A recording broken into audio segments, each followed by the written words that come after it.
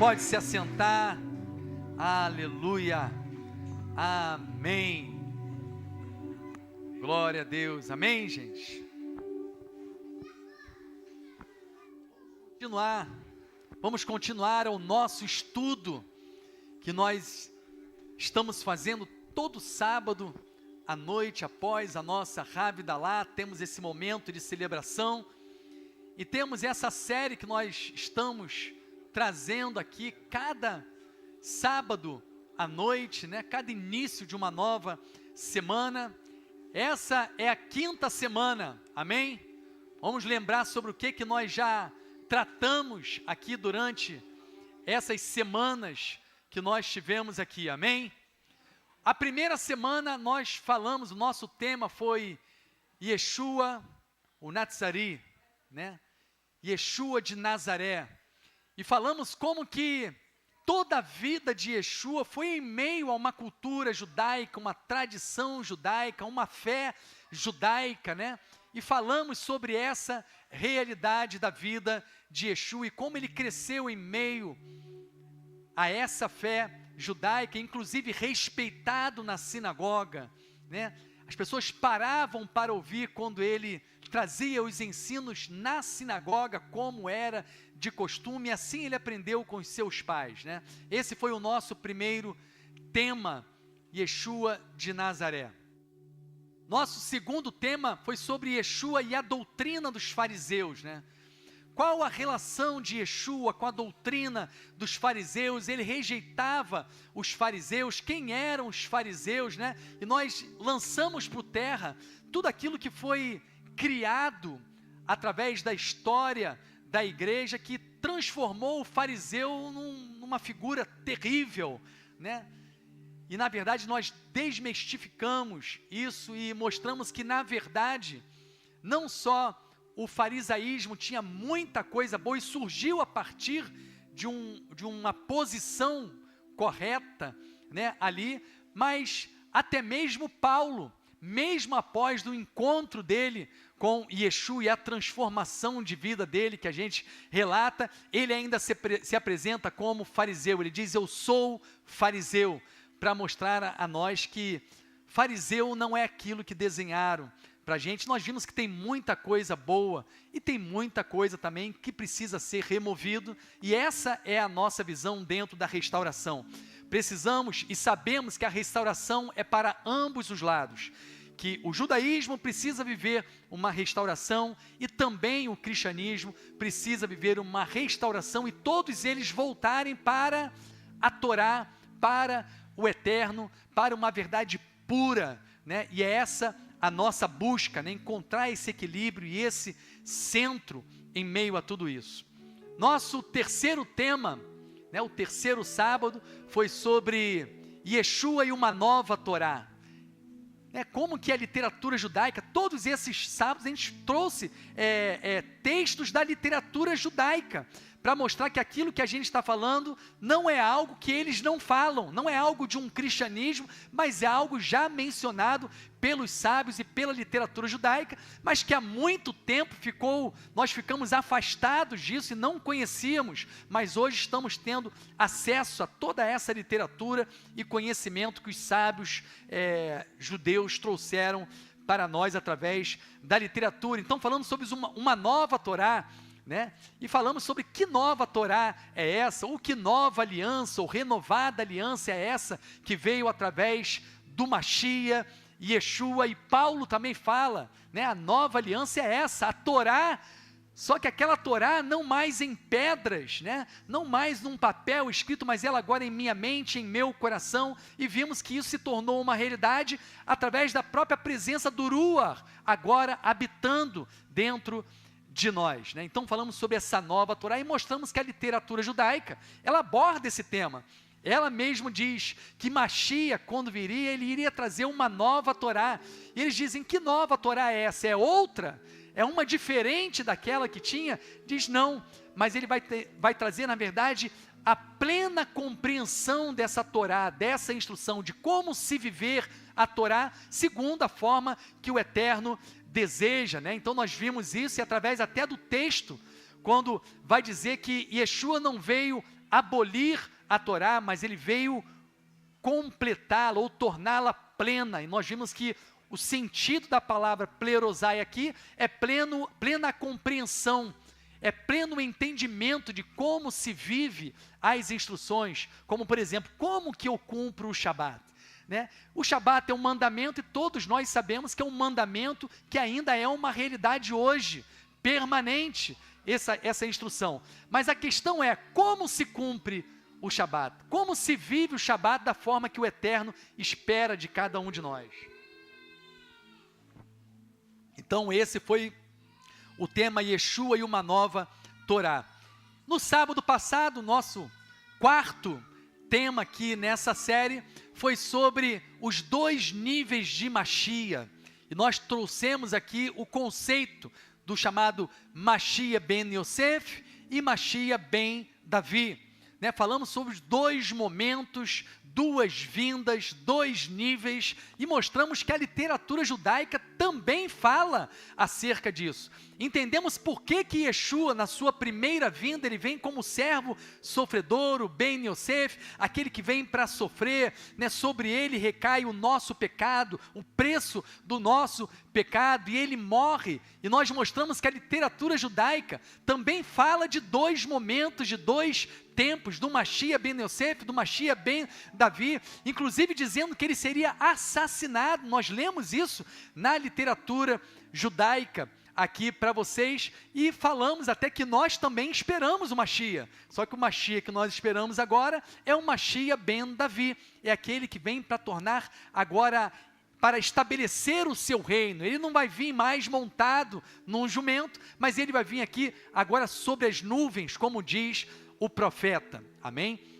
Existe um texto que inclusive o Rosh Rony compartilhou comigo hoje, também da literatura judaica, para a gente poder pegar um gancho agora, desse tema que nós falamos, das 2 vindas. Nós trouxemos até um conceito que é pouco conhecido e pouco até mencionado, né? A gente quase não ouve sobre isso, chamado o Mashiach presumível.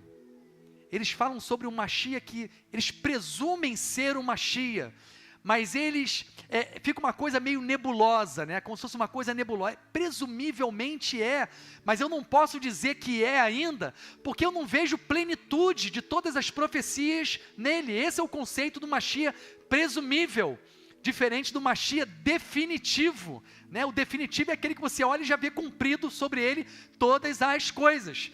Se nós olharmos para o Yeshua ben Yosef, você vai ver um Mashiach presumível no sentido de que não se tornou plena todas as profecias dele, porque vai se tornar pleno com a próxima vinda, com a revelação, com a vinda do Mashiach ben Davi.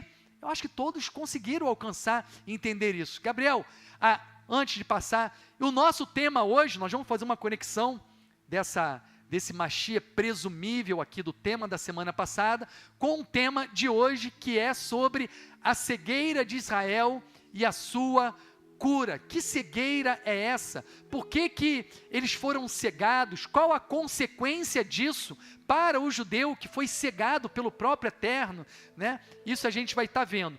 Mas antes, Gabriel, passa o primeiro slide para mim, que eu vou trazer. Isso aqui é literatura judaica ortodoxa, gente.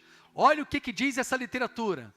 Enquanto ainda estiver no estágio de presumivelmente Mashiach, sempre que eu falar de presumivelmente Mashiach, eu estou falando do Mashiach ben Yosef, que vocês já receberam o conceito.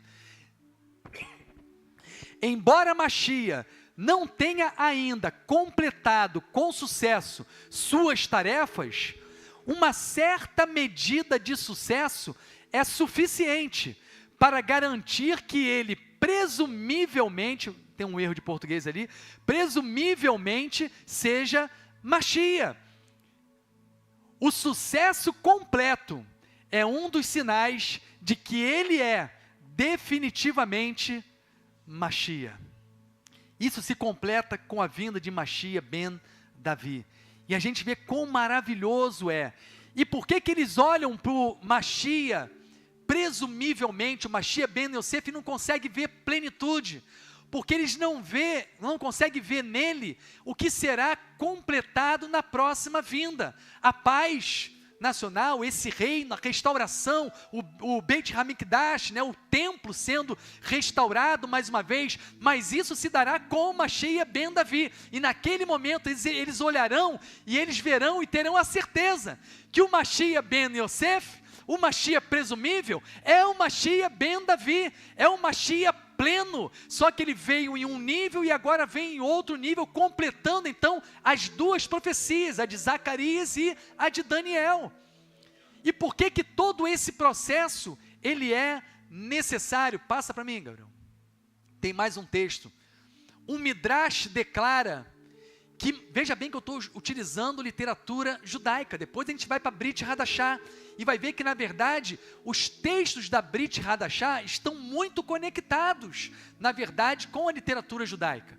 Um Midrash declara que Mashiach se revelará, e então se ocultará. Olha gente, a gente começa a ver uma cegueira chegando, ele vai se revelar, e vai se ocultar, vai se esconder, não vai ficar perceptível ou visível para alguns, antes que seja definitivamente reconhecido. Olha como é que os conceitos se conectam. Antes dele ser o definitivo, antes dele ser o Mashiach ben Davi, diz que ele vai se ocultar. Em outras palavras, Mashiach encontra descrença, e então ele mostrará a Israel algum tipo de luz. Nas palavras do Midrash, olha o que diz o Midrash, naquele momento, Deus faz reluzir a luz do rei Mashiach e de Israel. E essa luz que abrirá nossos olhos, eles mesmos estão dizendo que eles estão cegos, que há um tipo e um nível de cegueira sobre eles. Diz que vai chegar um tempo em que uma luz, um facho de luz vai brilhar, e eles vão reconhecer o rei Mashiach e de Israel, e essa luz abrirá os olhos deles. É a luz que estamos esperando. Gente, eles estão aguardando o momento, na verdade, da revelação dessa luz, uma luz que vai revelar a eles o Mashiach definitivamente, o Mashiach ben Davi, e eles vão ver que é aquele Mashiach que foi transpassado, que foi rejeitado, assim como a história de Yosef, que foi rejeitado pelos seus irmãos, mas havia um propósito. Lembra? Aquele grande encontro que a gente vê na porção, quando retrata o encontro de Yosef, quando ele vai se revelar para os seus. A gente vê todo um processo ali que ele vai se revelando, principalmente quando ele vai dizer aquela declaração linda e maravilhosa, Ani Yosef. Ele fala em hebraico, na mesma língua, para você ver como que o hebraico é importante na identidade. Ele começa a se revelar aos seus através da própria língua, a chamada língua santa, o hebraico. E ali naquele momento que ele se revela aos seus, ele vira para os seus irmãos que rejeitaram, e ele não pune, você reparou isso? Ele não briga com eles, ele não reclama com eles, ele podia falar, lembra que vocês fizeram comigo? Agora vocês vão sofrer comigo. Mas não, ele fala, calma, não fiquem preocupados, que eu sou o Yosef que vocês rejeitaram, que vocês não reconheceram, que eu fui enviado para cumprir um propósito. Não, fica calmo, porque na verdade tudo aquilo era um propósito de Deus. Para quê? Para que a salvação chegasse a todos. Então entenda uma coisa, a rejeição dos irmãos de Yosef, por isso é importante a gente ter compreendido o conceito do Mashiach ben Yosef e o Mashiach ben Davi. A rejeição que o povo judeu, e não são todos, a gente vai ver isso daqui a pouco, que o povo judeu teve em relação ao Mashiach, foi para que um propósito maior acontecesse, foi um propósito do eterno, para que a salvação chegasse a todas as nações. Amém? Passa para mim, Gabriel, só para eu ver qual é o próximo. O que nós vamos analisar hoje aqui, no que diz respeito a essa cegueira? Primeiro, quem os cegou? Vamos abrir Romanos capítulo 11, eu vou ler Romanos capítulo 11 todo, e depois a gente vai trabalhando esse texto aqui. Romanos capítulo 11. Gente, eu sei que a gente está na era tecnológica, mas se você puder ter a sua Bíblia e poder marcar a sua Bíblia, eu ainda gosto muito disso, poder marcar a sua Bíblia é importante demais. Romanos capítulo 11, vou ler desde o início, vai dizer assim: nesse caso digo, olha o que Paulo está falando, Deus não repudiou o seu povo? De jeito nenhum, porque eu mesmo sou filho de Israel, da semente de Abraão, da tribo de Benjamim. Deus não repudiou o seu povo, ao qual escolheu de antemão. Ou vocês não sabem o que o Tanar diz a respeito de Eliarro? Ele chamou a Deus contra Israel, dizendo: Adonai, eles mataram seus profetas e derrubaram teus altares. Sou o único que ficou, e agora querem matar-me também. No entanto, qual foi a resposta de Deus para ele? Mantive para mim mesmo 7.000 homens que não se ajoelharam diante de Baal. O mesmo acontece na presente era. Existe o remanescente escolhido pela graça. Segue-se que Israel não obteve o objetivo pelo qual se esforçava. Os escolhidos o alcançaram, mas o restante foi endurecido como pedra, como diz o Taná. Deus lhes deu um espírito de atordoamento, olhos que não veem, ouvidos que não ouvem, até o dia de hoje. Já vamos dar uma parada que tem muita coisa aqui para falar. A primeira coisa que Paulo faz é derrubar a chamada teoria da substituição, né? Como dizem aí que o cristianismo, a igreja substituiu Israel, né? E até na nossa caminhada, desvincularam totalmente o povo judeu, o judeu praticante da fé judaica, da mensagem de Yeshua, desconectaram. Quando não é isso que a Brit Hadashah, não é isso que Paulo ensinava e propagava. Ele está dizendo, olha como é que ele diz: Deus repudiou o seu povo? De jeito nenhum. Homem, vocês estão loucos? Olha para mim. É como se ele estivesse dizendo: olha para mim. Eu não sou cristão evangélico porque não existia isso, ok? No conceito de hoje. Ele está dizendo aqui o seguinte: porque eu mesmo sou filho de Israel, semente de Abraão, da tribo de Benjamim. Deus não repudiou o seu povo, e ele vai falar que o Eterno preservou um remanescente. O que ele começa a dizer aqui? Que o povo de Israel receberia um atordoamento, ou uma cegueira, viria sobre eles, e essa cegueira, ela é exclusiva em um assunto: reconhecer Yeshua como Mashiach. Só isso, que já é muito. Mas eles não conseguiam por obra do próprio Eterno. O Eterno impediu eles de olharem para Yeshua e reconhecer que Yeshua era o Mashiach. Todo judeu? Não! Pelo amor de Deus, vamos prestar atenção. Paulo, vou falar judeu porque, embora da tribo de Benjamim, o conceito de judeu ele muda no decorrer da história.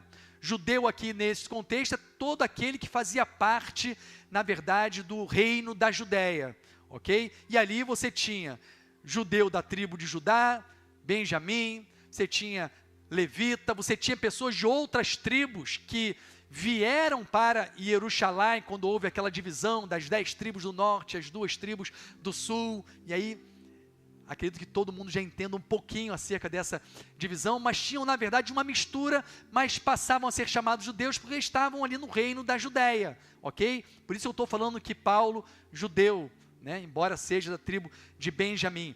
Então ele e outros, não só ele, mas outros, nós temos aqui Mateus, Marcos, muitos, todos os discípulos, aqueles que foram enviados por Yeshua para propagar a verdade, aqueles foram cegados? Opa, eles reconheceram Yeshua e foi o Eterno que deu, que permaneceu sobre eles essa capacidade, enquanto cegou o entendimento de outros. Mas por que que o Eterno fez isso? Por que que o Eterno realizou essa obra? Por que que o Eterno realizou algo que iria fazer com que o próprio povo de Israel, os seus irmãos, rejeitassem Yosef, não reconhecessem Yosef? Porque ele tinha uma obra, um projeto de salvação a todas as nações. Quando vai dizer aqui, vocês não conseguiram alcançar o objetivo para o qual vocês se esforçavam. Havia uma missão para o povo de Israel. Eles foram escolhidos para quê? Para ser um povo sacerdotal, lembra disso? Havia um propósito eterno sobre as suas vidas, sobre a vida deles, serem um povo sacerdotal, um povo que iria propagar o eterno ao mundo, que ia anunciar o eterno ao mundo, revelar o eterno ao mundo, às nações. E a literatura judaica mesmo diz, quando é entregue a Torá no Monte Sinai, diz que ela é entregue em 70 línguas, mostrando que o propósito sobre o povo de Israel era levar a todas as nações a instrução, a palavra do Eterno, palavra essa que produz o quê? A restauração em toda a terra, a revelação de quem o Eterno é. Ele se revela através da sua palavra, da sua instrução, ele mostra quem ele é. E o povo de Israel não cumpriu esse propósito. Pelo contrário, nós vemos lá que eles estabeleceram e construíram um muro de separação. Eles tinham, e até hoje nós vemos essa realidade, aí uma crítica minha ao judaísmo, sem generalizar, mas grande parte, eles retêm, eles não querem transmitir isso a ninguém. Temos até um dia de jejum porque traduziram para o grego, e o grego não é uma língua, uma tradução que fez com que a Torá chegasse a todos. Ah não, mas eles vão profanar o que é santo.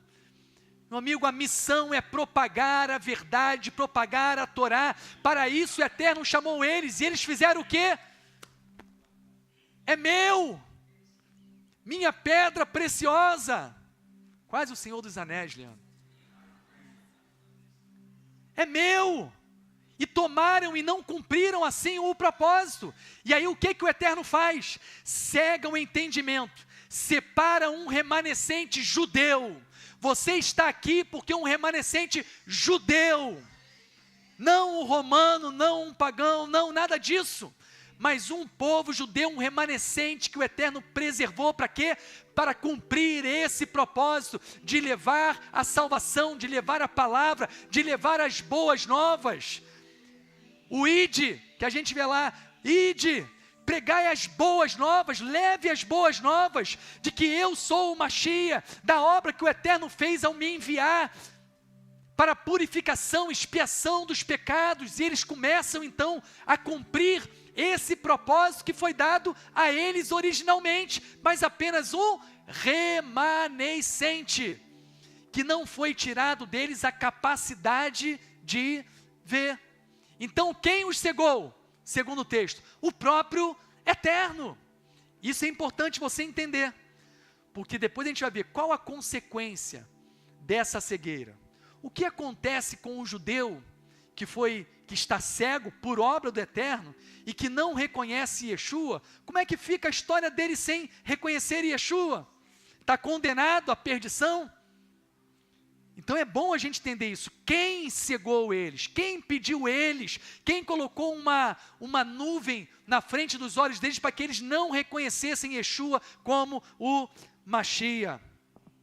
Então esses já são alguns pontos que a gente tem aqui. O texto continua. Versículo 11. Nesse caso digo, será que eles tropeçaram, resultando daí uma queda permanente? Se você está com a Bíblia, você tinha que marcar. Será que a queda é permanente? É a quarta pergunta. A cegueira é temporária? Essa realidade de um povo cego é temporário ou é permanente? É para sempre essa cegueira ou haverá a cura dessa cegueira? E aí Paulo vai trazendo aqui, será que o que resultou foi uma queda permanente? E ele diz, De maneira nenhuma. Ao contrário, é por meio desse tropeço que a libertação chegou aos gentios, que chegou a mim, que chegou a você, para provocar-lhe ciúme. Além disso, se o tropeção deles enriquece o mundo, isso é, se a colocação temporária, marca temporária, já respondeu, é temporária, não é permanente. Vai chegar um tempo que haverá a restauração da visão desses judeus que tiveram a visão retirada. Isto é, se a colocação temporária de Israel em uma condição menos favorável que a dos gentios, é menos favorável, eles foram colocados numa posição menos favorável. Por quê? Porque não foi dada a eles a capacidade de reconhecer Yeshua, capacidade que foi dada a cada um de nós aqui nessa noite. E olha lá, uma condição menos favorável que a dos gentios lhe traz riquezas, quanto maiores riquezas lhes trará Israel em sua plenitude. Gente, se a cegueira parcial, temporária, você vai ver depois que é parcial também, temporária, já resultou em tamanha manifestação de glória, imagina quando chegar o tempo da cura deles, que eles tiverem a visão restaurada. Como vai ser o resultado disso? Está chegando o tempo, amém? Está chegando a hora, o Eterno já está começando a produzir cura, já existe hoje um processo de cura. Entretanto, aos gentios dentre vocês digo isto, pelo fato de eu mesmo ser um emissário aos gentios, ele é parte dos remanescentes, aquele que é enviado para revelar o Eterno aos gentios.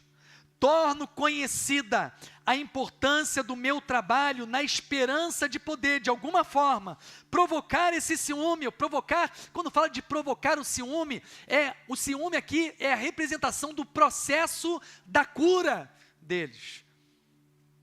Em algumas pessoas do meu povo, e salvar algumas delas, porque se o fato de terem rejeitado Yeshua significa reconciliação do mundo, o que significará quando o aceitarem? Será vida dentre os mortos. Se a ralá, oferecida como primeiros frutos, é santa, toda massa também é. E se a raiz é santa, também o são os ramos. Entretanto, se alguns ramos foram quebrados, e você, uma oliveira brava, foi enxertado entre eles, e se tornou coparticipante da rica raiz da oliveira, então não se glorie como se fosse melhor que os ramos, o que muitos fazem aí. Contudo, se o fizer, lembre-se de que não é você que sustenta a raiz, mas a raiz que o mantém. Tem gente rejeitando a raiz, vai morrer. Desconectado da raiz, você está desconectado de toda essência que sobe através da raiz. Então não se glorie como se fosse melhor que os ramos. Contudo, se o fizer, lembre-se de que não é você que sustenta a raiz, mas a raiz que o mantém. Então você dirá, os ramos foram partidos para que eu pudesse ser enxertado. É verdade. Mas o que isso quer dizer? Eles foram partidos por lhes faltar confiança. Entretanto, você manterá seu lugar apenas por sua confiança. Portanto, não seja arrogante. Ao contrário, tema bastante, pois se Deus não poupou os ramos naturais, também não poupará vocês. Portanto, contemplem bastante a bondade de Deus e sua severidade. Não tem só bondade, tem severidade também. Por um lado, severidade para com os que caíram, mas por outro lado, bondade para com você, desde que permaneça na bondade dele. De outra forma, você também será cortado. Além disso, os outros, se não persistirem na falta de confiança, serão enxertados, porque Deus é capaz de enxertá-los de volta. Pois se você foi cortado de uma oliveira brava, por natureza, e enxertado de forma contrária à natureza, em uma oliveira cultivada, quanto mais serão enxertados os ramos naturais na própria oliveira. Irmãos, quero que vocês entendam essa verdade, antes oculta, mas agora revelada, para que não se considerem mais do que são. Essa insensibilidade em certo grau, marca certo grau. A insensibilidade não é total, é em certo grau. Sobreveio a Israel até que o mundo, tem um tempo determinado, até que o mundo dos gentios alcance a plenitude. E é dessa forma que todo Israel será salvo. Dessa forma que todo o Israel será salvo. Quem os cegou? O próprio Eterno. Por que os cegou? Porque eles não cumpriram o propósito maior de levar a revelação, de cumprir o propósito sacerdotal às nações. Por isso que vai dizer que você que não era povo, agora é povo. Nação, povo sacerdotal. Você agora tem uma responsabilidade sobre você também. E se você não cumpre o propósito, o mesmo que foi aplicado a eles é aplicado a você. Se foi aplicado a eles que são um ramo natural, muito mais você, zambujeiro. A cegueira é total ou é parcial? Parcial. Isso quer dizer que eles continuam com capacidade de ver, de ter a revelação. Visão fala de revelação. Continuam tendo capacidade de revelação. Só não tem essa capacidade no que diz respeito ao reconhecer Yeshua como Mashiach. Por isso que alguns falam, não entendo, por que vocês ficam lendo literatura judaico-ortodoxa de um povo que não reconhece Yeshua? Porque a eles foi entregue os oráculos de Deus, porque não foi tirado deles a capacidade de revelação. E quando nós abrimos a literatura judaica, nós vemos isso o tempo todo, quanta revelação. Nós vimos aqui eles dizendo que o Mashiach seria assassinado, gente. Falando de 2 níveis de Mashiach. Quanta revelação tem, nós comentamos aqui usando o Rumash no Café com Torá, quanta coisa gloriosa que a gente vê. Por quê? Porque eles recebem, têm a capacidade de enxergar nesse nível ainda. Eles possuem essa capacidade. Então não é total, é parcial. Ela não é permanente, não é uma cegueira para sempre, não é uma condenação, mas ela é temporária. Diz o Senhor que vai chegar um tempo que essa visão será restaurada e será algo tremendo. Imagina, gente, tudo que eles já falam sem conseguir conectar essas revelações à pessoa de Yeshua. Quando eles olharem e reconhecerem, né, que Yeshua, chegar o tempo que Yeshua falar, Ani, Yosef, Ani, Yeshua, Mashiach, eles vão parar e vai cair aquela escama, vai cair aquela cegueira, eles vão olhar, imagina o nível de conexão, de revelação da história de Mashiach com tudo que eles carregam sobre a vida deles. Vai ser algo tão tremendo que diz aqui na Brit Hadashah, por boca de Paulo, vai ser vida dentre os mortos. Então ela não é permanente, ela é temporária, ela tem um tempo. Que tempo é esse? O tempo que foi estabelecido para os goim, para os gentios, chamado de a plenitude dos gentios.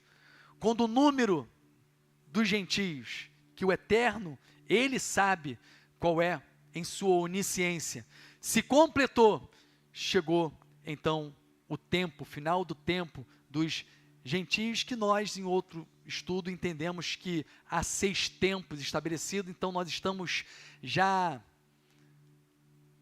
no 3º quarto do 6º milênio, mais ou menos, isso aí, já entramos no último quarto do 6º milênio, estamos muito próximos, gente, desse tempo, dessa restauração, dessa visão.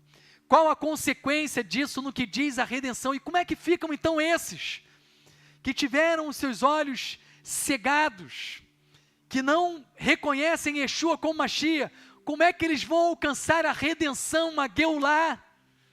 Eles mesmos dizem que a Geulah chegará através de Mashiach. Sem Mashiach não tem Geulah.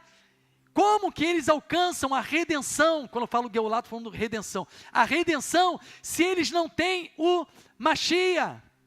Como é aplicado a esses que já foram? Quantos já morreram sem reconhecer? Morreram em sua cegueira no que diz respeito ao Mashiach e Yeshua. Como é que fica a situação deles?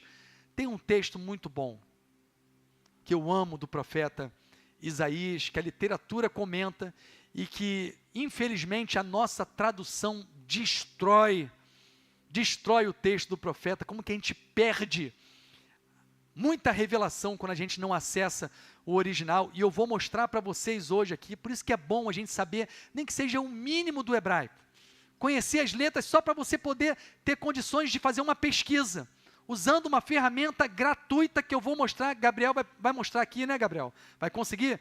Vai mostrar aqui para vocês como que eu faço essa pesquisa sem precisar conhecer muito o hebraico, só entender as letras. É aquele beabá, o Aleph Bet. Como é que você consegue hoje, com ferramentas, entender quando algo chama a sua atenção? Mas primeiro eu queria ler o texto com vocês, que é o texto do profeta Isaías. Eu vou ler a tradução que está aqui na Bíblia Judaica completa, no Isaías capítulo 1, versículo 27.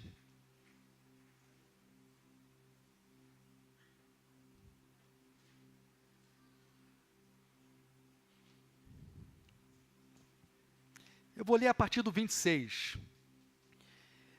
Isaías capítulo 1, versículo 26 e 27, mas o nosso foco vai ser no 27.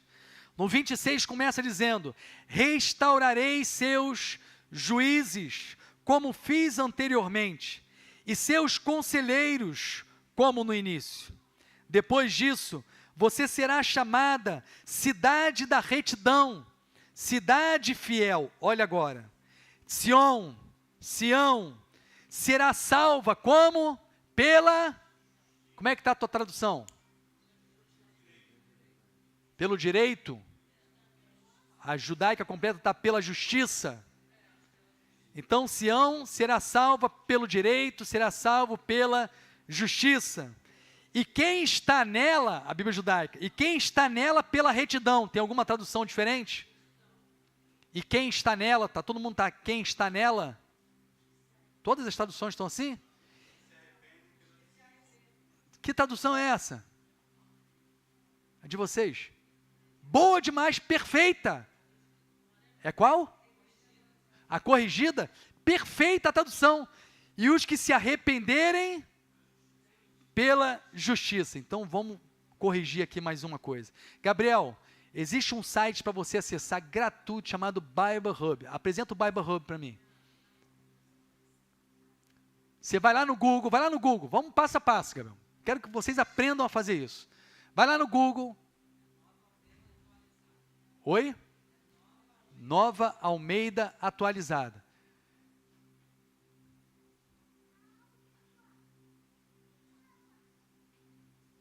Você vai no Google e vai escrever lá, Bible Hub. Bibli, assim, eu vou falar em português, né? Bibli, H-U-B, Hub, Bible Hub.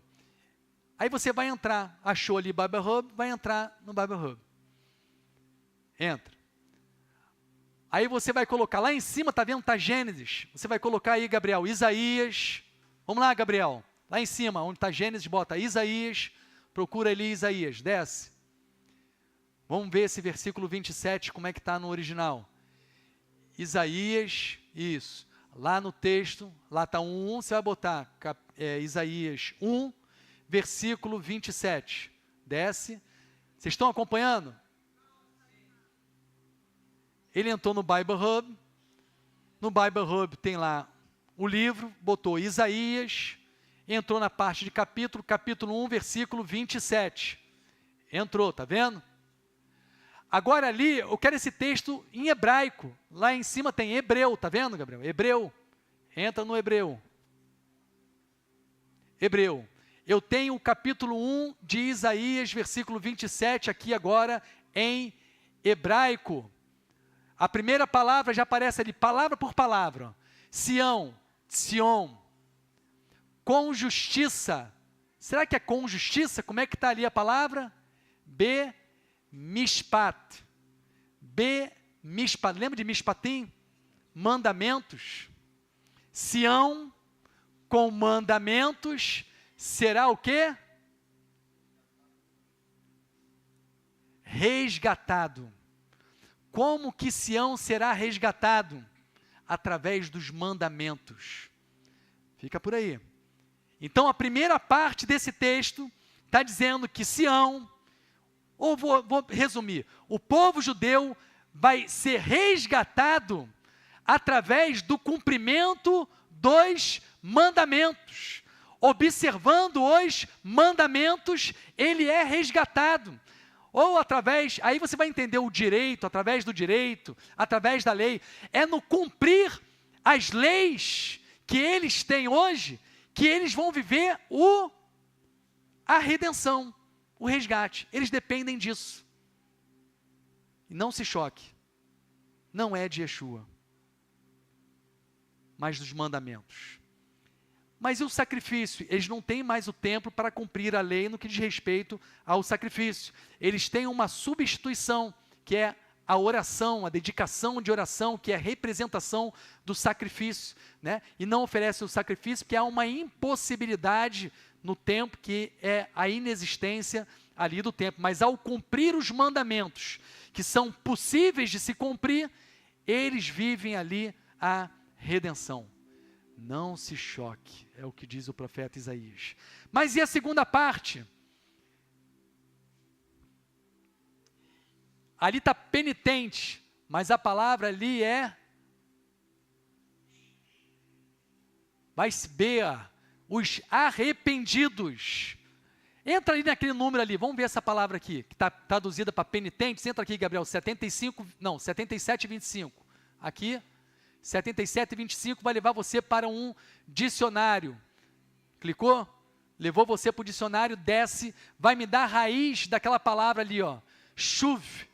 Viu? Me levou para a raiz daquela palavra, para eu entender o que é. Porque aquela palavra pode ter muitas traduções, amém? Alguém colocou penitente, em outras versões aí o pessoal leu. Quando eu começo a ver as diversas traduções, desce mais, Gabriel, desce. Fala de converter, fala de mudança de caminho, desce. Pode descer mais, pode descer. Voltar, enviar de volta. O que é isso aqui, gente? Arrependimento, techuvá, voltar o caminho. Então, os arrependidos, como que eles alcançarão a redenção? Os arrependidos, tem alguém arrependido aqui? Alguém que se arrependeu dos seus pecados pelas boas novas que foi pregada a você, Goim, né? Foi pregado a você e você alcançou então o arrependimento. Você viu que a sua vida era contrária à instrução do Eterno, viveu o arrependimento. E aí você precisa do quê? Para viver a redenção. Lembra lá no mandamento, o que eu tinha que ter? Duas coisas. Eu tinha que ter arrependimento e eu tinha que ter sacrifício. Não adiantava só arrependimento, nem adiantava só o sacrifício. Eu tinha que ter os dois elementos. O judeu que foi cegado, ele tem que ter o arrependimento e ele tem que ter... Arrependimento está ligado aos mandamentos. E o sacrifício, qual é o sacrifício deles? Se há uma impossibilidade do templo, a vida de oração diante do Eterno e uma vida segundo os mandamentos que está lá. Agora, e nós? Arrependimento e... Volta lá no texto original. Qual a outra palavra que na minha versão está retidão, na de vocês está o quê? Justiça. Será que é essa palavra? Essa palavra que vocês vão entender. Deixa eu pegar aqui, deixa eu ver, cadê? Onde é que está? Cadê aquela mesinha? Tem um negocinho aqui de oferta. Está lá para dentro? Qual é a palavra que está aqui? Que traduziram para justiça? Tzedakah. Tzedakah, gente, é a oferta que você dá. Então os arrependidos, a redenção deles é pela Tzedakah. Que Tzedakah é essa? Machia, gente. Foi a Tzedakah do Pai. O Pai amou o mundo de tal forma que Ele deu, da mesma forma que você oferece algo, Ele deu o seu Filho por amor a nós. Machia é a Tzedaká, Yeshua é a Tzedaká do Pai, Ele deu o Pai. Então nós precisamos do arrependimento e precisamos dessa Tzedaká, dessa oferta, graça, favor e merecido. Viu a importância da graça? Como nós dependemos da graça? E muitos pensam que a gente desvaloriza a graça porque tem lei. Não tem contradição entre lei e graça. A lei vai me levar a reconhecer o meu erro e eu conseguir atingir o nível de arrependimento. E a graça, a obra de Yeshua, que vem o quê? Pagar o preço. É o sacrifício, é a plenitude que vem me cobrir, a expiação que vem me cobrir. E isso traz sobre a minha vida redenção, arrependimento, e que só vem. Não tem como eu me arrepender sem lei, gente. Vou me arrepender de quê? Não tem pecado sem lei. Então lei tem que existir, porque sem lei não tem pecado. Se não tem pecado, eu nem preciso da obra de Yeshua. Essa é a verdade.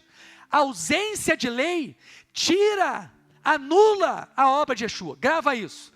A ausência de lei anula a obra de Yeshua. Você não precisaria da obra de Yeshua, você não precisaria de graça se não houvesse lei. Porque se não houver lei, não há pecado. Se não há pecado, eu não preciso de graça, eu não preciso de expiação, eu não preciso de sacrifício.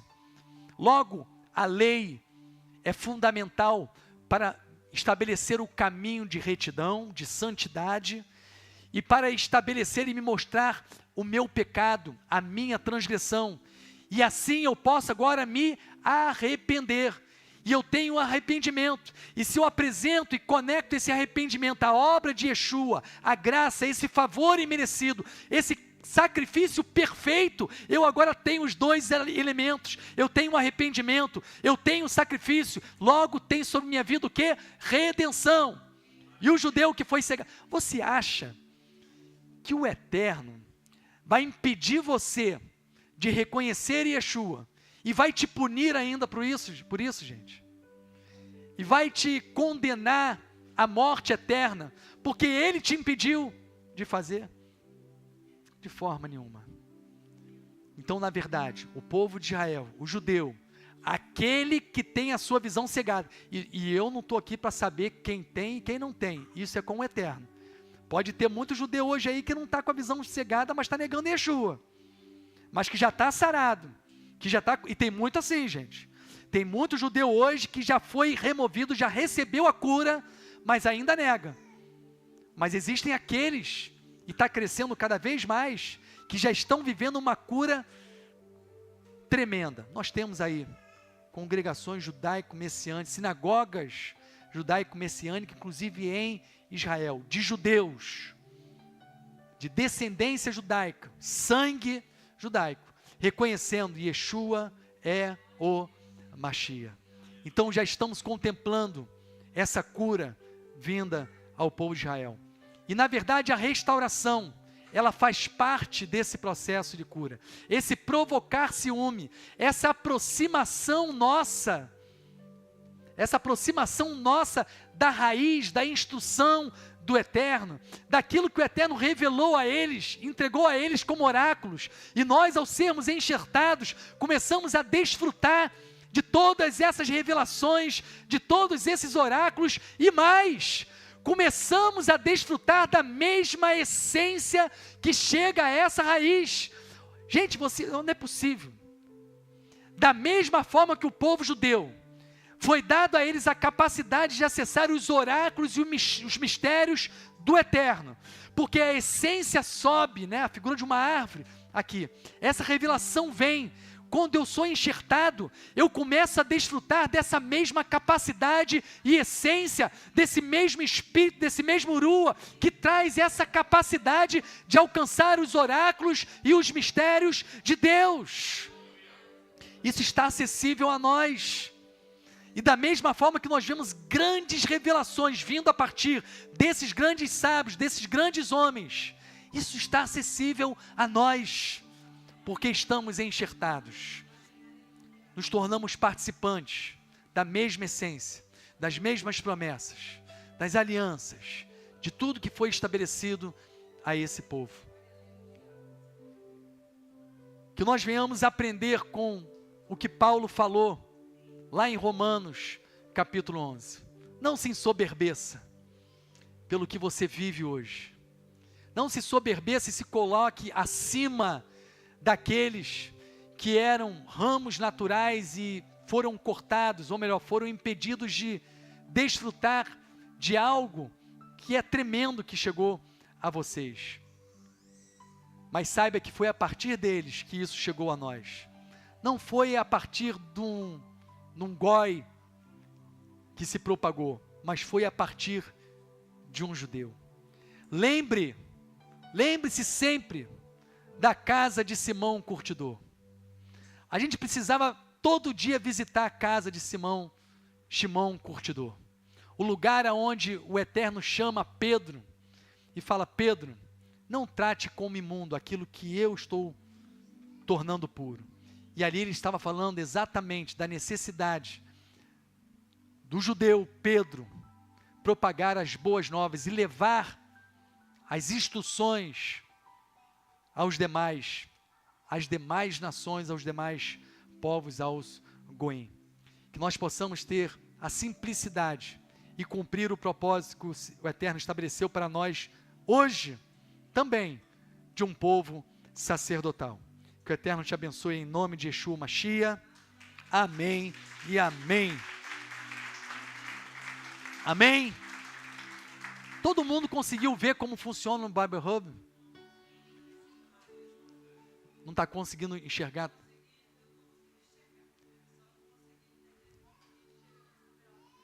Como chega nessa tela? Volta no versículo, Gabriel. Até o versículo aqui você conseguiu. Lá em cima eu pesquiso Isaías, pesquisei o capítulo e o versículo. Aí se ele descer aqui, você vai ver que o versículo vai estar em português. Olha lá, ó. Sião será libertada com justiça e os seus penitentes com retidão. Eu quero analisar essas palavras que eu achei que está estranho. Eu quero saber mais sobre essas palavras. Aí eu vou jogar no original. Vou lá em cima, lá tem Hebreu. Lá em cima, Gabriel, sobe. Sobe a tela. Lá, Hebreu. Clicou em Hebreu. Ele vai me dizer, vai me dar esse texto agora em hebraico. Olha lá, desce, Gabriel, para ver como é que está em hebraico. Vai aparecer essa tela. Chegou nessa tela, ok? E aí essa tela, você tem palavra por palavra, aqui já traduziu para o português, você pode fazer isso, através do Google, traduzir para o português. E aí você tem esses números aqui, ó, Strong. Ali é o dicionário. Você entrando, você vai ter todas as traduções para aquela palavra em hebraico. E aí que está a importância da gente analisar todas as palavras, porque o tradutor escolheu uma palavra, né, e colocou a palavra que ele achou que estava mais adequada com o contexto. Mas muitas vezes um tradutor que desconhece totalmente o contexto judaico, a visão, a mente judaica. Então ele vai escolher uma palavra com o chamado óculos romano, né? Ele bota o óculos romano e escolhe uma palavra ali segundo uma cultura atual, a cultura dele, e coloca uma palavra ali, né? Mas quando nós buscamos o contexto ali, com base ainda no que nós estamos começando ainda a aprender da cultura e da visão judaica, a gente consegue ver a palavra que seria mais adequada para aquele texto ali. Então é uma ferramenta maravilhosa, e se você quiser ir além, você ainda tem um livro grosso assim, chamado Dicionário Internacional do Antigo Testamento. Você vai lá na raiz da palavra, e ela vai te dar todas as palavras derivadas daquela raiz. E isso aumenta mais ainda o nível de conhecimento, de compreensão da mensagem ali do texto. Se você quiser depois até uma explicação, a gente faz aqui com o celular, é rápido, acessível, rápido demais. Às vezes no Café com Torá, hoje eu fiz isso, peguei o Café com Torá, fui lá e entrei na hora e vi na hora a palavra. Amém? Vamos orar, feche os seus olhos. Senhor, nós te louvamos, ó Pai. Te louvamos por termos a oportunidade de viver esse tempo, Pai. Ao findar, Senhor, do último milênio. num tempo, Pai, que podemos desde já contemplar que o que está dito por Paulo aos Romanos, ó Pai, no capítulo 11, de uma cegueira que chegaria o tempo da plenitude dos gentios e seria restaurada a visão, e ao ser restaurada a visão do teu povo, Senhor, seria vida dentre os mortos. Senhor, que nós possamos cumprir o propósito que foi estabelecido à nossa vida, como hoje, um povo sacerdotal, graças à obra de Yeshua, o Mashiach, Pai. Graças a um remanescente judeu, que trouxe a nós, que tornou possível chegar a nós as boas novas, Senhor. E hoje aqui alcançados por essas boas novas, alcançada pela tua Torá, alcançado, Pai, pela obra do Mashiach e Yeshua, que trouxe a nós a essência do Pai, que trouxe a nós essa Torá em nossa mente, em nosso coração, e assim podemos acessar a tua vontade pura. Senhor, quão maravilhoso é poder viver isso, Pai. Que possamos assim cumprir esse propósito, que toda essa essência, Pai, que vem a nós porque estamos enxertados, que possamos, ó Pai, ter a sensibilidade, usufruir dessa sensibilidade que há em nós hoje, dessa visão, capacidade de ver que nos foi concedida, Pai, e que possamos cumprir assim o propósito que o Senhor estabeleceu a cada um de nós, ó Pai. Somos gratos a Ti por tudo que temos vivido, chegado a nós, e pelo Teu povo, Pai. Que a Tua bênção repouse sobre nós, que esse tempo de cura e de restauração da visão plena chegue ao Teu povo, Pai. E que possamos assim, nesse tempo que nós estamos vivendo, na poeira do Mashiach, próximo à vinda do Mashiach, cada vez mais intensa a presença e a revelação, que possamos usufruir, Pai, de toda essa essência. É o que nós te pedimos em nome de Yeshua Mashiach. Amém e amém. Que o Senhor te abençoe em nome de Yeshua. Amém.